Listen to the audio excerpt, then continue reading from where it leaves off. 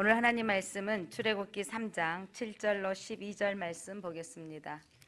구약성경 84페이지입니다. 출애굽기 3장 7절로 12절 말씀 제가 봉독하겠습니다. 여호와께서 이르시되 내가 애굽에서 있는 내 백성의 고통을 분명히 보고 그들의 감독자로 말미암아 부르짖음을 듣고 그 근심을 알고 내가 내려가서 그들을 애굽인의 손에서 건져내고 그들을 그 땅에서 인도하여 아름답고 강대한 땅, 젖과 꿀이 흐르는 땅, 곧 가나안 족속, 헷 족속, 아모리 족속, 브리스 족속, 히위 족속, 여부스 족속의 지방에 데려가려 하노라. 이제 가라. 이스라엘 자손의 부르짖음이 내게 달하였고 애굽 사람이 그들을 괴롭히는 학대도 내가 보았으니 이제 내가 너를 바로에게 보내어 너에게 내 백성 이스라엘 자손을 애굽에서 인도하여 내게 하리라. 모세가 하나님께 아뢰되 내가 누구이기에 바로에게 가며 이스라엘 자손을 애굽에서 인도하여 내리이까? 하나님이 이르시되 내가 반드시 너와 함께 있으리라. 너가 그 백성을 애굽에서 인도하여 낸 후에 너희가 이 산에서 하나님을 섬기리니 이것이 내가 너를 보낸 증거니라. 아멘. 빛이 있으라. 애굽에 그 400년 동안 애굽에 종살이 되었던 그들을 이제 하나님께서 이끌어내기 위해서 그들의 고통의 소리를 들으시고 부르짖음을 들으셨습니다. 하나님은 연약한 자의 부르짖음을 들으시는 하나님이십니다. 그 중노동으로 인하여 그들이 그 고생하고 힘든 상황 가운데 또 자녀들을 물에 나일강에 던져야 되는 어려운 환경들 가운데 하나님께 부르짖었습니다. 그때 하나님께서 부르짖음을 들으시고 한 사람을 예비하셨는데 그가 바로 모세였습니다. 그 모세를 하나님께서 그 부르짖음을 응답하시기 위해서 그 하나님께서 행하셨던 것 중에 하나가 오늘 성경 앞부분에 2장 보면 그들이 어쩔 때 부르짖었냐면 고된 노동으로 말미암아. 여러분 성경 2장 23절 한번 봐보실래요? 여러 해 후에 애굽 왕은 죽었고 이스라엘 자손은 고된 노동으로 말미암아 탄식하며 부르짖으니 그 고된 노동으로 말미암아 부르짖는 소리가 하나님께 상달된지라. 하나님이 우리의 고통의 부르짖음을 들으십니다. 하나님께서 그 고통의 부르짖음을 들으시고 응답하십니다. 24절 보니까 또 고통의 소리를 들으시고 하나님이 그들의 고통의 소리를 들으시고 하나님이 아브라함과 이삭과 야곱에게 세운 그의 언약을 기억하사. 하나님께서는 고통의 소리를 들으십니다. 노동으로 말미암아 부르짖음도 들으시고 고통의 소리를 들으시고 아브라함과 세웠던 언약을 기억하십니다. 25절 말씀 보니까 하나님이 이스라엘 자손을 돌보셨고 하나님이 그들을 기억하셨다. 여기서 돌보셨다라는 것은 돌아보았다. 지금으로 표현하면 하나님이 친히 내려오셔서 신방하셨다 이 말이에요. 그러니까 백성의 삶의 자리에 하나님께서 친히 보시고 아시는 거예요. 그러니까 이스라엘이 애굽에서 중노동으로 고통받고 힘든 그 상황 가운데 하나님이 그들의 소리를 들으시고 친히 내려오시는 사건이 모세를 준비하는 사건입니다. 그래서 백성의 자리에 하나님이 오신다는 거죠. 우리는 깊은 절망 가운데 빠졌을 때나 너무도 감당하기 어려운 가운데 있을 때 또 몸이 육신의 연약함으로 수술 후에 아픈 상황이 있을 때 나만 겪는 고통이죠. 누구도 알 수 없는 고통이잖아요. 그런데 그 상황에 하나님이 그 자리에 함께 계시는 걸 믿으시기 바랍니다. 하나님이 돌보신다고 말씀하고 계십니다. 그래서 하나님께서 이제 그들의 고통의 소리를 들으시고 이제 하나님께서 돌보시기 위해서 모세를 부르시는데 지난주 말씀드렸던 것처럼 그 모세 부르시는 사건 가운데 하나님께서 모세를 애굽의 왕자로서 40년 동안 왕자의 교육을 받게 하죠. 그래서 그 왕자의 교육을 받았지만 그런데 40년 동안 그가 그 공주의 아들로 살았지만 그의 정체성이 뭔지 알죠. 어머니 모태에서부터 자랐고 또 그 어머니의 젖을 먹고 자라면서 그가 히브리인이라는 정체성, 나이가 40살이 되어질 즈음에 나는 누구인가 이러면서 그가 히브리인들 이스라엘 사람들끼리 이슬람 사람을 고통하는 애굽 사람을 죽이고 그들이 형제들끼리 왜 싸우느냐 그러면서 본인의 정체성. 하나님은 우리가 누구인가를 알기를 원하십니다. 여러분이 이 땅에 태어난 목적이 무엇인지를 알기를 원하십니다. 그러니까 모세는 자기가 히브리인이다, 하나님의 백성이다는 걸 아는 거죠. 여러분이 하나님의 백성인 것을 아는 것은 여러분의 정체성을 찾아가는 길입니다. 그리고 그 다음에 그가 이제 살인자로서 이제 도망자가 되어졌는데, 광야에서 미디안에서 목자로서 40년 동안 하나님이 광야 훈련을 시키시죠. 그때 그 광야의 생활 가운데 그가 결혼해서 낳은 아이들의 이름을 게르솜이라 했는데, 바로 게르솜은 나그네다라는 거예요. 그래서 40년 광야, 그러니까 이제는 내 안에 있는 왕자로서 살았던 모든 것들은 빠져나가고, 과거에 내가 왕자였는데, 과거에 내가 무슨 애굽에서 얼마나 살았는데, 이게 중요한 게 아닌 거예요. 그러면서 나는 왕자로서의 삶이 아니라 이제 나는 나그네에 불과하다, 이걸 인정하는 것, 자기 부정. 자, 하나님의 그 사람들을 세우시는데, 나는 아무것도 할 수 없습니다 라고 할 때 하나님이 역사하시는 거예요. 그러니까 모세가 왕자로서 힘이 있었을 때 그는 살인자로 도망갈 수밖에 없었지만, 그가 이제 나그네로 또돌이 생활이 되어졌을 때 미디안까지 와서 그가 이제 목자로서 살면서 자기 안의 부정, 왕자로서의 부정, 나는 왕자가 아닙니다, 나는 나그네입니다, 그래서 낳은 아들 이름을 게르솜이라 짓기까지. 그래서 그가 이제 하나님이 나타나서 부르시는데, 예수님께서도 제자가 되는 첫걸음은 자기를 부인하고 나를 따르라 그랬어요. 많은 목회자들이나 하나님 앞에 선교를 사명을 받고 그 사명을 살기 위해서는 자기 부정에 정체성이 있어야 됩니다. 그러니까 나를 위한 삶이 아니죠. 보통 사람들은 내가 대학 나와서 내가 취업을 하고 또 좋은 직장에 들어가면, 그리고 가정을 이루고 그렇게 살아가는 꿈을 꾼다면, 그래서 나는 이 땅에 또 얼마 동안 저금도 해서 집도 사고, 그리고 좋은 차도 사고, 이런 삶의 많은 꿈들을 꾸는데, 이 땅에서 좋은 직장을 내려놔야 될 자기 부정이 있어야 되고, 내가 지금까지 사는 패턴들을 다 포기하고 하나님 안에 살아가는 자기 부정, 나는 내 힘으로 살지 않겠습니다, 하나님의 힘으로 살겠습니다라고 자기 부정이 되어져 있는 사람을 하나님이 사용하십니다. 모세가 게르솜이라 이름 지었던 아들을 그렇게 이름 지을 수밖에 없는 상황은 인생의 나그네인 것을 깨달았을 때, 그렇게 하나님이 이제 그를 찾아오셔서 그를 부르셨던 사건이 오늘 본문의 3장의 내용입니다. 그래서 이제 모세가 120년을 사는데, 이제 애굽에 출애굽시켜서 출애굽 지도자로서 광야 가운데 리더로서 40년을 살게 하시는 거죠. 그러니까 왕족의 교육을 받게 하시고, 그 다음에 광야에서 나그네 인생인 것, 나는 아무것도 할 수 없습니다라는 나그네 인생을 살게 되어지고, 그리고 이제 모세가 전적인 리더자가 되어지기 직전 하나님께서 그를 부르시는 거죠. 이스라엘 그 구약을 읽다 보면 하나님께서 계속해서 이스라엘 사람들의 정체성을 말씀하시고 계세요.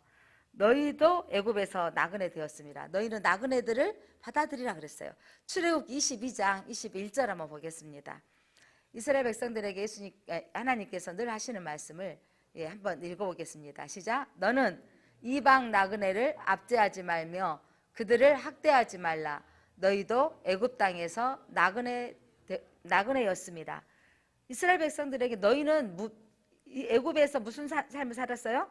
나그네 된 삶, 주인공이 아닌 변두리 되어진 삶, 그들이 가지고 있던 모든 것들을 누리지 못한 삶, 그것들 나그네 되어졌던 삶을 말씀하십니다. 또한 출애굽 23장 9절에도 이렇게 말씀하고 계십니다. 23장 9절. 너는 이방 나그네를 압제하지 말라. 너희가 애굽 땅에서 나그네 되었은즉 나그네의 사정을 아느니라. 너희는 나그네를 그들의 사정을 너희도 뭐 해봤기 때문에? 나그네로 이방인으로서 살아봤기 때문에 너희들은 너희 안에 있는 이방인들을 부정하지 말라. 그들을 수용하라는 거예요.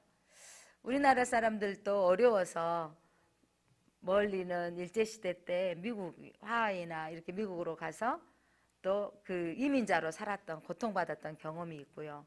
또 노동자로서 독일의 노동자로, 또 여러 나라, 또 일본에 애굽도 끌려가서 노동자로 살아보고 고통받았던 게 분명히 있습니다. 그런데 우리가 많이 좋아지고 있는데 이제 동남아권이나 이슬람권 사람들 우리나라에서 일할 때 너무나 우리가 또 예전에 우리가 압제당하고 고통당했던 경험이 있음에도 불구하고 그들을 함부로 대하지 말아야 되는 것들이 늘 방송되어지고 있잖아요. 하나님은 너의 연약함들을 기억하고 다른 사람들을 돌보아라 라고 말씀하시는 거죠.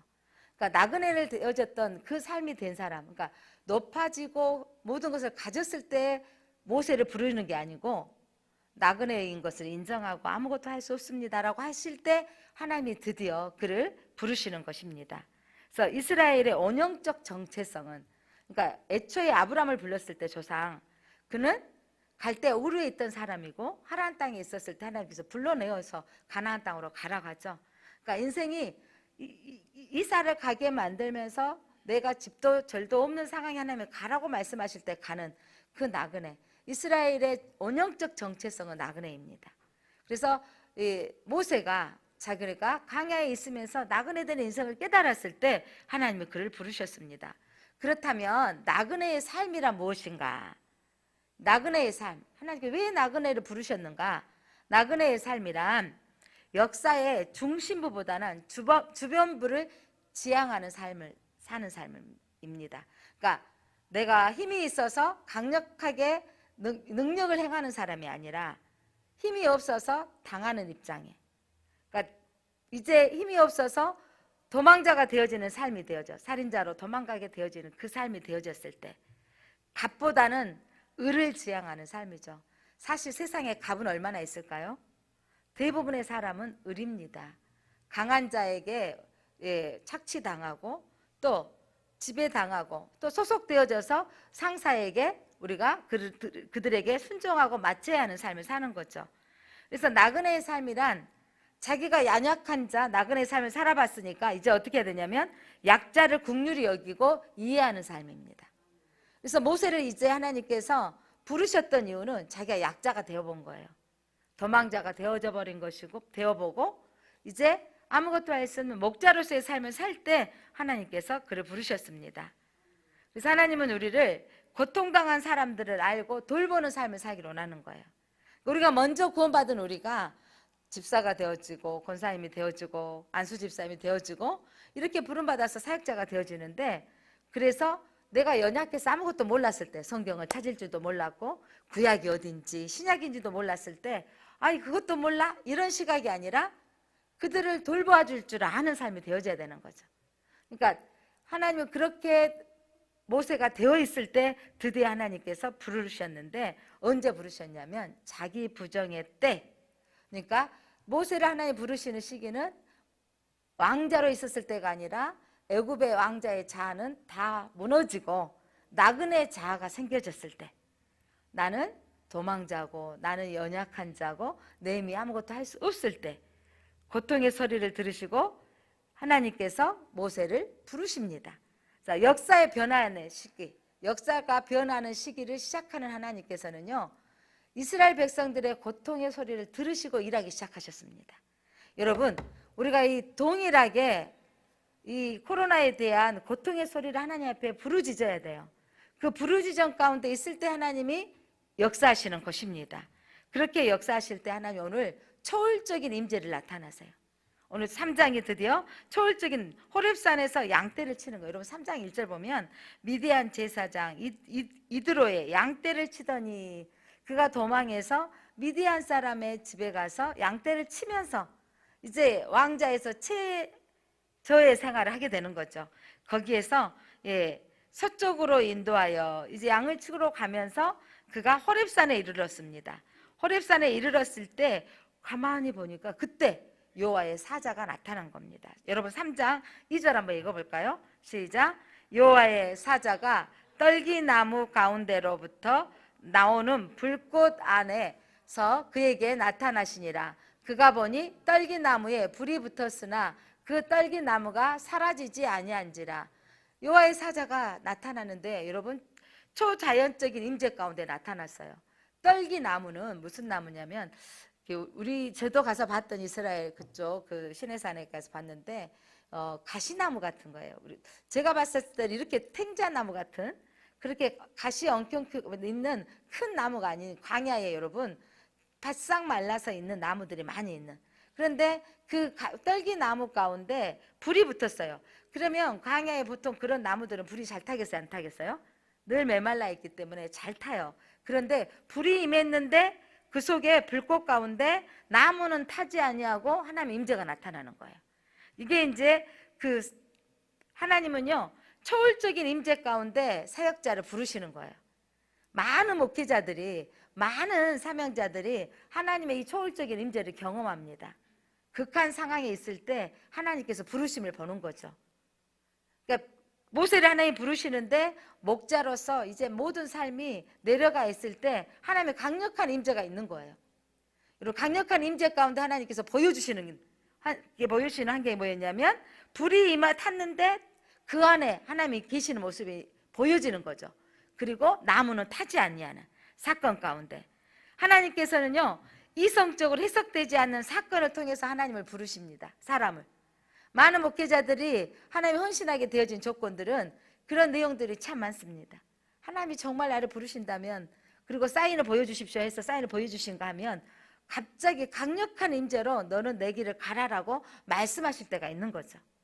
그러니까 저도 진로를 위해서 기도하는데 고3 때 신학이라는 글씨가 딱 써서 보여지는 한 번도 경험하지 못했던 강력한 초월적인 임재를 경험한 겁니다. 그래서 내가 신학을 해야 되는 것보다 라고 따라 나가는 거.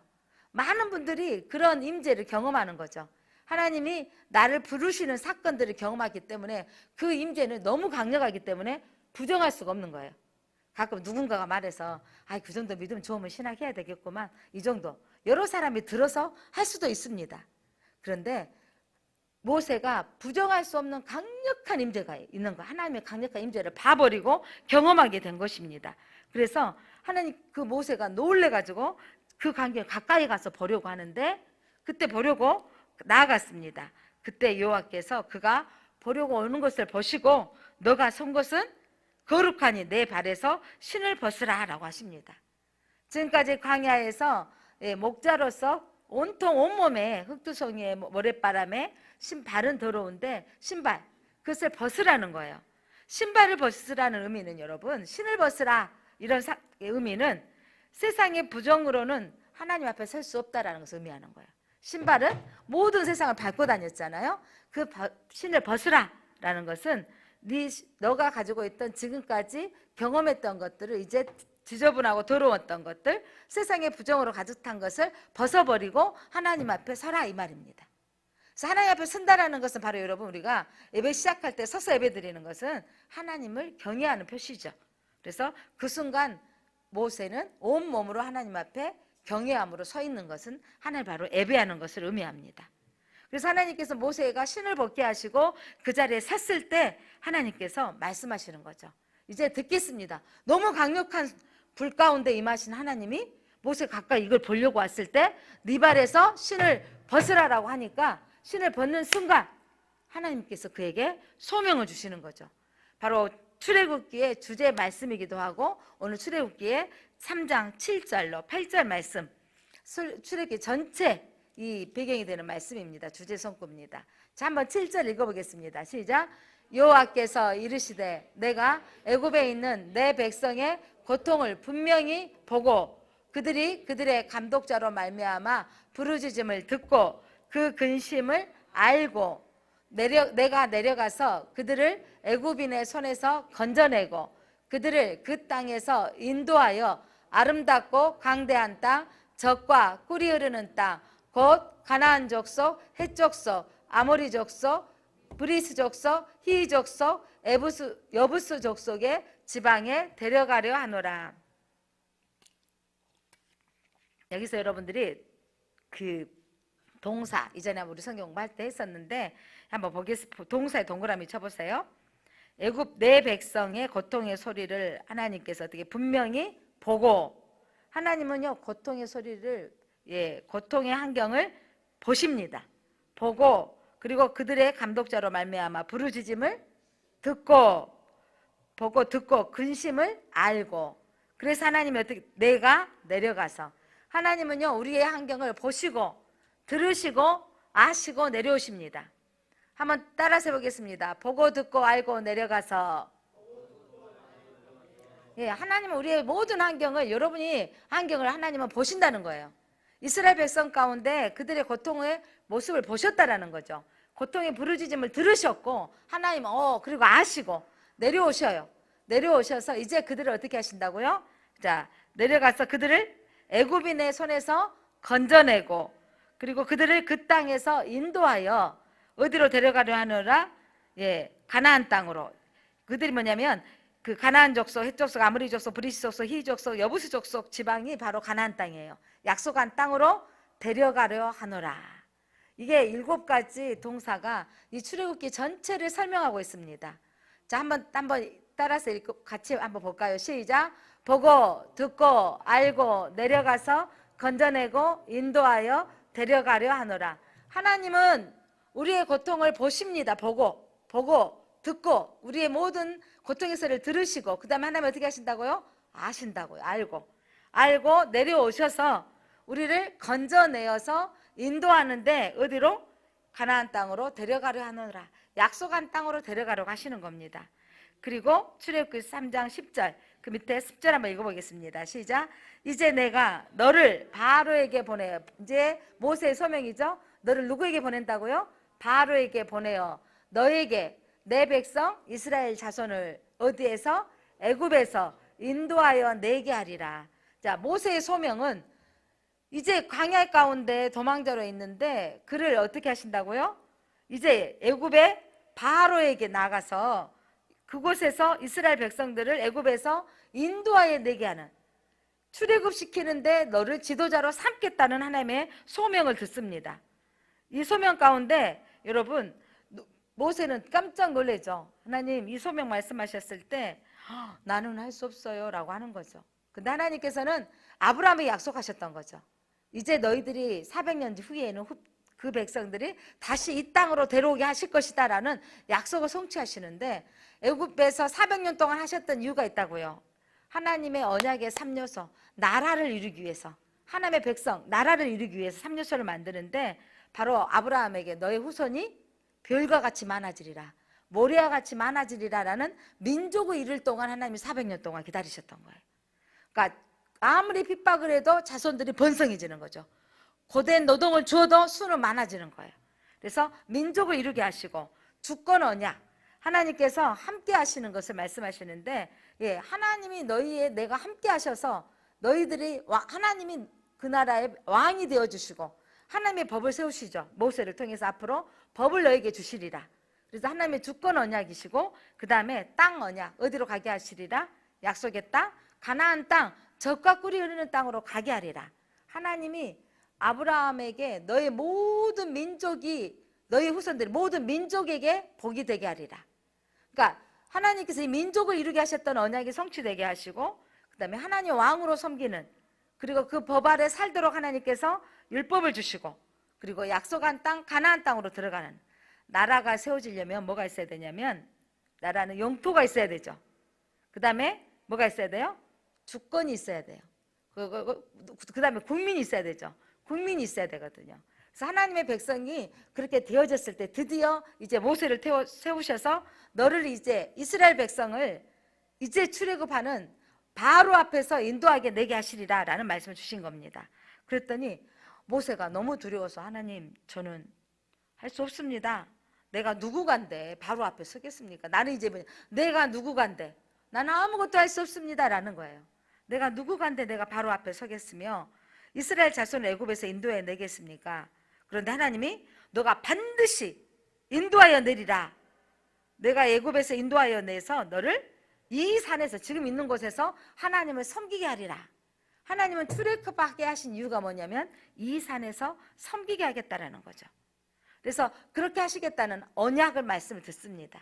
하나님은 여러분을 예수 안 믿는 장소에서 불러내어져서 교회 다니게 하신 이유가, 여러분 좋은 일 많아져서 아파트도 당첨되어지고 뭐 자녀도 취업도 잘 되고 결혼도 잘 되고 이러려고 부르는 게 아니라, 중요한 건 12절이에요. 하나님을 섬기게 하기 위해서. 세상이 바로 이집트를 상징하는데 하나님을 섬기도록 하나님께서 불러내어 주십니다. 그리고 하나님 예배하도록 부르셨다는 거예요. 자, 12절 여러분 성경 한번 같이 읽어볼까요? 12절 시작. 하나님이 이르시되 내가 반드시 너와 함께 있으리라. 너가 그 백성을 애굽에서 인도하여 낸 후에 너희가 이 산에서 하나님을 섬기리니 이것이 내가 너를 보낸 증거니라. 모세를 보낸 증거가 반드시 너와 함께 할 것이고 이 백성이 나와서 하나님을 섬기게 하리라. 이게 모세의 사명입니다. 그래서 모세가 또 하나님 앞에 묻습니다. 뭐라고 묻냐면, 그런데 하나님, 사람들이 하나님이 너를 보내셨다라는 증거가 뭐냐, 그리고 그분의 이름이 무엇이냐라고 물어본다면 제가 뭐라고 말하겠습니까? 이름은 여러분 뭘 의미하냐면 존재의 본질에 대한 질문이에요. 신의 이름, 당신을 누구라고 말할 수 있습니까? 이름. 여러분 제 이름이 누구죠? 배민숙 이렇게 묻잖아요. 그러면 여러분들이 배민숙인데 또 목사 이러면서 배민숙은 목사이구나 이렇게 그 직함을 알 수 있는 거잖아요. 그런데 이스라엘 백성들한테 갔는데 아니 너를 뭐냐면 그렇게 말씀하신 너의 신의 이름이 누구냐라고 말한다는 거죠. 그래서 중요한 것은 여러분 하나님의 이름 이 존재를 묻는다라는 것은 본질을 드러냅니다. 성경에서 본질. 그래서 이름을 짓는 것은 본질을 파악하는 것입니다. 무슨 말이냐면 창세기 2장에 보니까 하나님께서 아담에게 모든 것들을 만드시고 이름을 지으라 그러셨죠. 자, 이름을 지으라 그랬어요. 창세기 2장 19절 한번 읽어볼까요? 아담이 무엇이라고 여호와 하나님이 흙으로 각종 들짐승과 공중의 각종 새를 지으시고 아담이 무엇이라고 부르나 보시려고 그것들을 그에게로 이끌어 가시니 아담이 각 생물을 부르는 것이 곧 그의 이름이 되었더라. 여러분 이게 이 난이에요. 난 서양난이라 그러죠. 이 난 하면 여러분들이 이게 난이라는 이 이름 자체가 난이라는 본질을 말씀하고 있는 거죠. 자, 예를 들면 배민숙이 이렇게 태어났다는 것은 본질은 우리 아버지 부모님이 어머니 계셔서 제가 태어났어요. 저를 통해서 또 우리 자녀들이 태어났는데 그래서 나의 본질은 누군가에 의해서 태어나게 되어졌다는 거. 자, 사과나무는 사과는 뭐가 있어요? 사과가 열매를 맺는 거예요? 나무가 있어야 본질이 나무죠. 열매를 맺게 되는 거예요. 그러면서 여러분들이 사과나무도 보면 저게 사과나무구나. 꽃이 피는 걸 보고 알 수 있죠. 그냥 겨울에 앙상한 가지만 있으면 물론 전문가들은 줄기 가지만 봐도 저게 사과나무인지 배나무인지 구분할 수 있겠지만 꽃이 피어지고 열매를 맺는 걸 보고 알 수 있는 거잖아요. 그런데 여러분 성경에서 이름은 우리 모든 사람 이름은 본질을 나타내는 거예요. 우리나라를 통치하는 분의 최고의 지도자를 누구라고 부릅니까? 대통령 하잖아요. 대통령이라고 그분이 누구다? 대통령이다. 그 이름의 직함이 그 사람의 본질을 드러내게 하는 거예요. 그래서 피조물의 본질을 아담이 이름을 지을 때 그가 깨달은 거예요. 다 이름을 지었는데 아담이 이름 짓고 나서 뭘 깨달은 건지 아세요? 자기가 혼자 있는 거, 나의 본질은 나 혼자 외롭다는 거 아시고 하나님이 독처하는 걸 아시고 하나를 만들어 주시는 거죠. 자, 무슨 말씀을 드리고 싶냐면 이름을 묻는다라는 것은 하나님의 존재가 어떤 분이십니까? 라고 묻는 거예요. 도대체 나를 부르시는 분 당신은 누구십니까? 이름이 무엇입니까? 모세가 대단해요. 이름이 무엇입니까? 라고 물어보는 거죠. 그랬더니 하나님께서 오늘 하나님의 본질을 파악하는 질문이라니까요. 그러니까 하나님의 이름을 묻는다는 거. 하나님 본질, 하나님 도대체 어떤 분이라는 걸 묻는 거예요. 그때 그 질문에 오늘 3장 13절로 14절 하나님 뭐라고 말씀하신지 한번 읽어보겠습니다. 13절 14절 시작. 모세가 하나님께 아뢰되 내가 이스라엘 자손에게 가서 이르기를 너희는 조상의 하나님이 나를 너희에게 보내셨다 하면 그들이 내게 묻기를 그의 이름이 무엇이냐 하리니 내가 무엇이라고 그들에게 말하리이까. 하나님이 모세에게 이르시되 나는 스스로 있는 자이니라. 또 이르시되 너는 이스라엘 자손에게 이같이 이르기를 스스로 있는 자가 나를 너희에게 보내셨다 하라.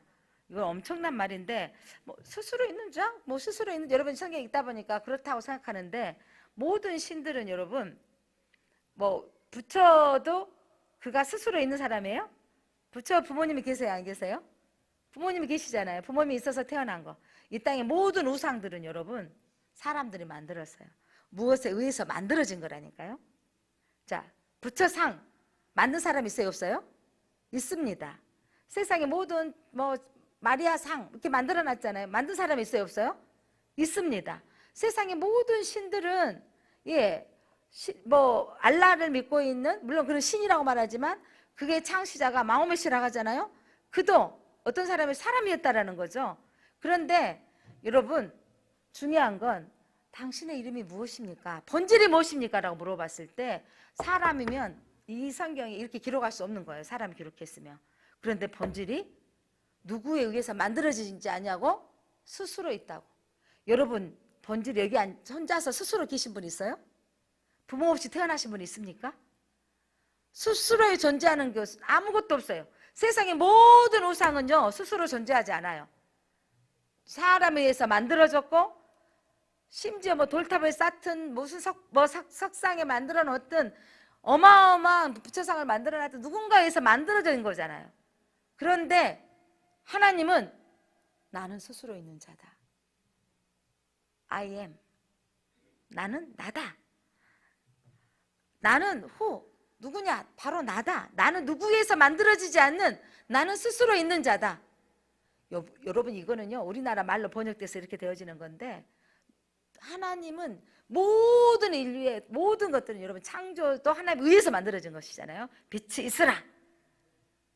그런데 우리가 믿는 하나님은, 왜 우리 기독교는 정교다원주의를 부정하냐면, 다른 사람들이 말해요. 너네들은 왜 이상하다. 왜 너네들은 별적스럽게 믿느냐. 부처도 인정하고 알라도 인정하고 다른 우상을 섬기는 것들, 사람 모든 신들을 엄불교도 인정하고 해야 되는데 왜 너희는 인정하지 않느냐. 차원이 다르거든요. 엄불교도 여러분 누가 만들었어요? 창시자도 모르겠네. 엄불교를 만든 사람 우리나라 사람이죠. 엄불교를 만든 사람이 있다니. 동학을 만든 사람. 그러니까 누군가가 만들었단 말이죠. 그로부터 시조가 시작되어지는 거예요. 우리 조상을 섬긴다, 공자. 부모를 섬겨야 되는 사상으로 만들었다라는 거예요. 그런데 하나님은 누구에 의해서 만들어지지 않는 스스로 계신 분이 저와 여러분의 아버지시고 저와 여러분의 하나님이신 걸 믿으시기 바랍니다. 그래서 스스로 있는 자, 이것은 인간의 생각에서 나올 수 없는 이름이에요. 그러면서 그 이름을 여호와라 한다. 그래서 여호와라는 이름이 진짜 본 이름은 아니고, 히브리어 단어는 배우면 참 어려운데 모음이 없어요. 자음만 되어져 있는 이름인데, 그래서 요즘은 또 야헤다라고 하신 분들 많이 들어보셨죠? 야헤다라고 부르는데, 이 스스로 있는 자는 누구에 의해서 만들어지지 않는 언약하시고 성취하신 하나님이십니다. 말씀하시고 이루신 하나님이시고, 하나님은 뭐 아브라함에게 말씀하셨잖아요. 너는 떠나라, 약속의 땅으로 가라라고 명령하시고 이루셨죠. 그리고 너희 후손들이 애굽 땅으로 가서 400년 동안 있다가 돌아오게 하실 것이다. 그 말씀을 성취하기 위해서 하나님께서 모세를 세우시는 거죠. 그리고 하나님은 지금 여기 계십니다. 믿으십니까? 지금 여기, 그리고 앞으로도 우리와 함께 역사를 완성하시는 분이 하나님이신 걸 믿으시기 바랍니다. 우리가 믿는 하나님은 여러분, 과거의 역사를 주관하신 하나님이 지금 여기에 계실 뿐만 아니라 앞으로도 함께 하시는 하나님이세요. 오늘 일어나는 사건들 속에서 여러분 가장 힘들고 절망스러운, 때로는요 시험에 실패할 수도 있고, 때로는요 헤어질 수도 있고, 때로는 내 안에 억울함을 당할 수도 있지만, 그 속에서 하나님이 인생의 끝이 아니라 이 속에서 하나님께서 새로운 역사를 이루어 가시는 것을 믿으시기 바랍니다.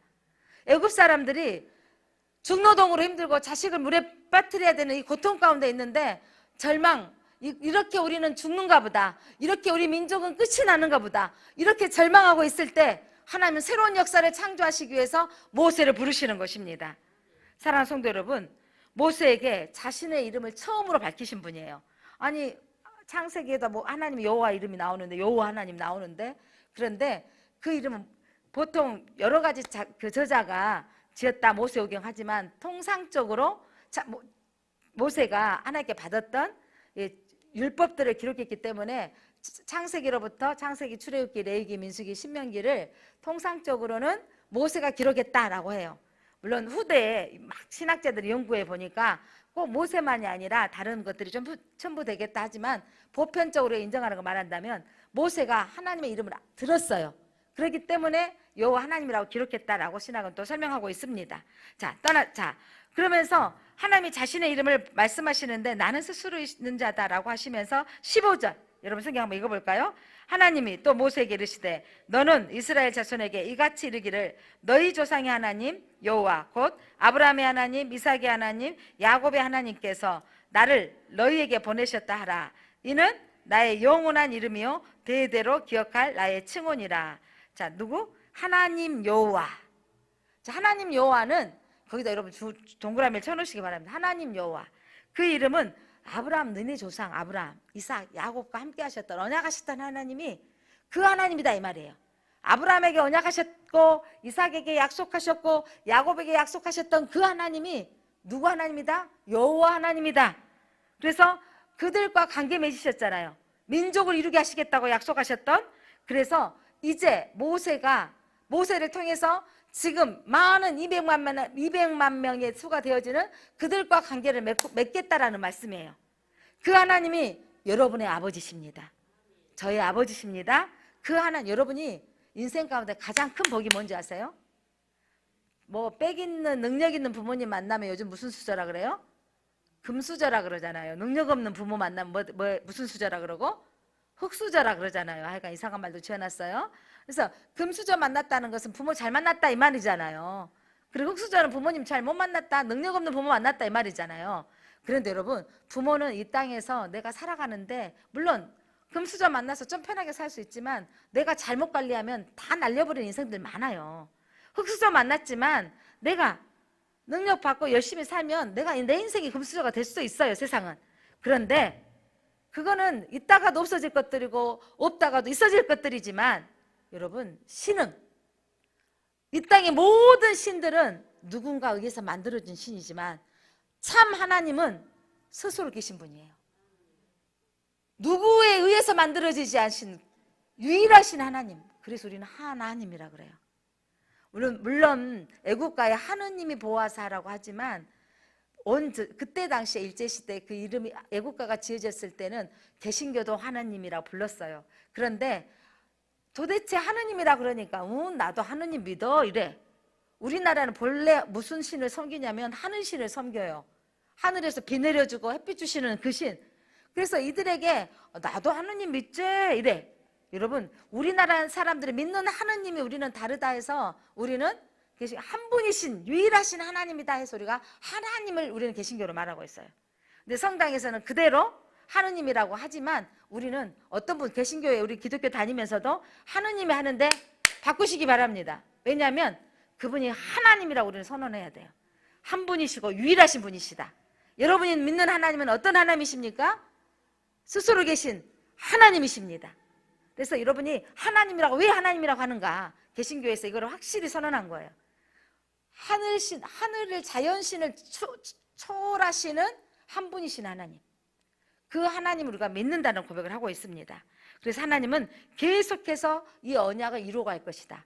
그래서 하나님께서 예수 그리스도를 이 땅에 보내주시겠다고 이사야를 통해서 많은 선지자를 통해서 예언되어진 대로 예수님은 이 땅에 오셨습니다. 그리고 그 예수님은 지금 부활하시고 승천하게 계시는데 다시 오실 것입니다. 그 언약을 믿는 성도들이 바로 우리 크리스찬입니다. 사랑하는 성도 여러분, 오늘 하나님이 모세를 부르는 사건 속에서 하나님이 그 이름을 밝히신 거예요. 도대체 나를 부르시면 초자연적으로 호렙산에서 모세야 부르시는 거죠. 너가 있는 곳은 거룩한 곳인지 신발을 벗어라. 너의 이전의 모든 것들은 벗어버리고 나를 예배하라 라고 부르시면서 그렇다면 당신이 누구십니까? 그랬더니 나는 스스로 있는 자다. 나는 여호와다 라고 말씀하시는데 여러분, 그 하나님이 찾아오시는데 여러분의 인생 가운데 여러분 이 출애굽기에 이 3장 말씀이 여러분 안에 신앙에 붙들고 사시는 메시지가 되었으면 좋겠습니다. 그래서 출애굽기 전체를 보면 하나님께서 보고 듣고 알고 하나님께서 1장부터 이들의 그 모습들을 아시고 하나님께서 1장부터 하나님께서 그들에게 은혜로 내려오시는 사건입니다. 고통의 소리를 들으시고 은혜로 내려오시는 사건이 1장부터 3장까지 11장까지 기록되어져 있고, 그래서 그들을 인도하여 하나님께서 데려가려 하노라, 가나안 땅으로 데려가시기 위해서 하나님께서 율법을 주시고 성막을 짓게 하시는 사건들이 기록되어져 있는 것이 출애굽기입니다. 자, 여러분, 제가 마지막에 기록되어져 나왔는데 하나님이 친히 내려오신 하나님이에요. 여러분들이 하나님이 친히 내려오셨기 때문에 여러분의 인생 가운데 하나님이 간섭하시는 거예요. 여러분이 이 자리에 앉아 있는 건 하나님이 나에게 찾아오셨기 때문입니다. 하나님이 여러분이 하나님이신 걸 믿으십니까? 친히 찾아오셔서 우리를 오셨는데 어떻게 오셨어요? 고통을 보시고 우리 부르짖음을 들으시고 근심을 아시고 고통 가운데 내려오셨던 사건. 여러분, 이스라엘 백성 가운데 고통 가운데 내려오셨던 사건처럼 여러분들이 하나님을 만나는 사건이 있으시길 바랍니다. 그래서 여러분이 호렙산의 떨기 나무에 하나님이 나타나셨던 것처럼 하나님 제게도 나타나 주옵소서, 이런 열정 있는 기도를 하시기 바랍니다. 이렇게 열정 있게 하나님 내게도 좀 나타내 주세요, 하나님 내게도 좀 보여주세요 라는 이 열정이 지금 사라진 것 같아요. 저는 신학을 공부하면서 하나님 신학 보여주셔서 신학교를 갔는데, 그런데 그 이후로 하나님 한 번도 말씀도 하시지 않는 거예요. 하나님 내게도 또 한번 보여주십시오, 내게도 말씀하여 주옵소서 라고 기도하는데 하나님께서 찍찍찍찍찍 참새소리에 말씀하시는 거, 저는 초자연적인 하나님께서 친히 찾아오셔서 하셨던 사건들이 제게 몇 번 있다니까요. 그 사건으로 인해서 저는 내가 하나님의 확실히 부름받았다는 것을 알기에 이 길을 가고 있습니다. 너가 내 이름으로 구하는 것마다 내가 시행하리라, 이 말씀이 찍찍찍찍 소리 속에서 요한복음 14장 14절로 들려지는 사건이 있었다니까요. 근데 그 사건이 저로 하여금 하나님은 참으로 계시는 분이시구나, 하나님은 참으로 말씀하시는 분이시구나, 내게 경험되어지고 체험되어져 버리는 거예요. 기독교는 체험의 종교입니다. 기독교는 경험의 종교입니다. 여러분이 하나님을 만나시기 바랍니다. 고통 가운데 아팠을 때 하나님이 찾아오셨던 사건이 여러분의 인생 가운데 있지를 마시기 바랍니다. 내가 힘들고 어려웠을 때 하나님께서 위로해 주셨던 그 하나님을 잊어버리지 마시기 바랍니다. 내가 처음으로 교회 와서 예배드렸는데 눈물을 흘리며 기도했던 내 마음을 아실 것 같은 많은 사람들이 교회 와서 많이 눈물을 흘려요. 찬송 속에 은혜가 되어지고 하나님 내 마음을 다 아시는 것 같고 엄마 품속에 안아주신 것 같고 그런 경험을 했음에도 불구하고 때로는 어렵고 힘들 때 하나님 내 편이 아니신가 이렇게 느낀 적이 참 많으실 텐데, 그때의 첫 경험, 그때 하나님 나를 부르셨던 사건의 경험을 잊어버리지 마시기 바랍니다. 하나님이 왜 여러분들에게 모세에게 이 초월적으로 하나님께서 임재하셨는지 아세요? 모세를 통해서 하나님께서 그렇게 부르셨던 것은 하나님이 그가 이성으로 해석할 수 없는 하나님을 경험하기 위해서예요. 여러분, 하나님을 이성으로 다 해석할 수 없는 사건이 너무나 많아요. 그 하나님을 경험하신 분은요, 하나님을 떠날 수가 없어요. 여러분들이 그런 하나님을 만나시길 바랍니다. 우리 젊은이들이, 우리 청년들이 그 하나님을 만나시기를 바랍니다. 여러분의 이성을 뛰어넘는 생각에 넘어서 하나님이 역사하신 하나님이세요. 여러분의 인생 가운데 하나님이 경험되어지기를 사모하시고 기도하시기를 바랍니다. 모세를 세우셨던 하나님께서 이제 여러분과 저를 하나님께서 이 땅에 다시 세우기를 원하시는 거죠. 새로운 시대를 하나님께서 일하시기를 원하시는 거예요. 이제 코로나 이전과 이후로 바꿔질 거라고 말하잖아요. 코로나 이후의 시대에 하나님께서 역사가 바꿔질 때마다 하나님께서 고통이 따르게 하신다고요. 이집트의 역사를 바꾸시고 이스라엘의 역사를 바꾸시기 위해서 그들에게 열재앙으로 내리시잖아요. 그 사건들을 통해서 하나님이 이들이 이제 출애굽하는 하나님을 찾게 되어져 있는 거예요. 고통이 심하니까. 여러분, 세계 모든 땅이 지금 이 코로나로 고통받고 있을 때 하나님은 이런 새로운 역사를 이제 이루어 가실 것입니다. 이때 하나님 우리 고통의 소리를 들으십니다. 하나님 친히 내려오셔서 우리를 이제 새로운 하나님의 계획 안에 하나님이 인도하시기를 원하십니다. 오늘 모세를 부르신 하나님이 여러분을 부르십니다. 그리고 너희를 어디로 데려가려 하노라? 에베의 자리로 데려가려 하노라. 하나님을 섬기리라 말씀하십니다. 저와 여러분들을 아름답고 강대한 땅, 젖과 꿀이 흐르는 땅, 가나안 땅은 여러분 바로 영적으로는 천국을 예표하고 있습니다. 가나안 땅은 천국을 예표하는데 목사님 가나안 땅에 가서 또 전쟁을 해야 되는데요, 약속의 땅을 의미하는 것이고, 또한 한편으로는 우리가 믿음 안에 들어와서 영적으로 신앙생활을 하는데 이기고 싸우고 승리해야 될 것도 예표하고 있습니다. 두 가지. 성경에서 측면은 가까이는 근시한 쪽으로는 애굽 땅을 정복해야 될 것이 있고, 먼 미래적으로는 정복하고 나면 뭐가 있다? 천국이 있다라는 것을 말씀하고 있는 것이죠. 사랑하는 성도 여러분, 모세를 부르셨던 하나님이 이 시대의 새로운 역사를 저와 여러분을 통해서 준비하기를 원하십니다. 그래서 우리가 하나님의 음성, 하나님의 이름은 누구입니까? 하나님의 이름은 무엇입니까? 여호와, 나는 스스로 있는 자다. 그분은 누구에 의해서 만들어주신 분이 아니시고 가장 뛰어나신 유일하신 하나님인 것을 믿으시기 바랍니다. 그 하나님이 저와 여러분을 부르셨고 예배자가 되게 하셨습니다. 기도합니다. 하나님 감사합니다. 애굽에서 노역으로 고된 노동으로 인하여 그들의 고통을 하나님께서 보시고 그들의 부르짖음을 들으시고 그들의 근심을 아시고 하나님께서 친히 그 땅 가운데 내려오셔서 애굽인의 손에서 건져내시려고 모세를 나일강에서 건져내시고 그를 공주의 아들로서 40년 동안 왕자 교육으로 훈련시키시고 바로 앞에 서기 위해서 왕자 훈련을 시키시고 나는 아무것도 없습니다. 나는 아무것도 할 수 없습니다. 자기 부정이 일어났을 때 하나님께서 이제 친히 나타나셨습니다. 호렙산 떨기나무 가운데 나타나셔서 너는 그곳에서 신을 벗으라. 이곳은 거룩한 땅이다. 너의 이전의 모든 것들은 내려놓으라. 이제 새롭게 하나님께서 예배하는 자로 살라고 말씀하셨습니다. 그리고 그를 이제 영적인 리더자로 세우셨습니다. 하나님은 새로운 역사를 이루시기 위해서는 고통의 환경을 통해서 새로운 역사를 이루어 가십니다. 이 코로나 시대에 이제 이 새로운 환경을 하나님께서 또다시 열어 가실 때 이 시대에 하나님 우리가 모세가 되기를 원하십니다. 하나님, 우리가 우리의 고통의 소리를 들으시고 우리를 인도하여 예배자로 부르셨사오니 하나님, 우리가 이 사명을 다하게 하여 주옵소서. 하나님만을 섬기는 자로 살게 하여 주옵소서. 하나님을 경험되어지고 체험하는 인생이 되게 하옵소서. 떨기나무 가운데 나타나셨던 하나님, 우리 젊은이들 가운데, 우리 성도들 가운데 하나님은 초유자연적인 하나님을 경험하게 하여 주옵소서. 예수 그리스도 이름으로 기도드립니다. 아멘.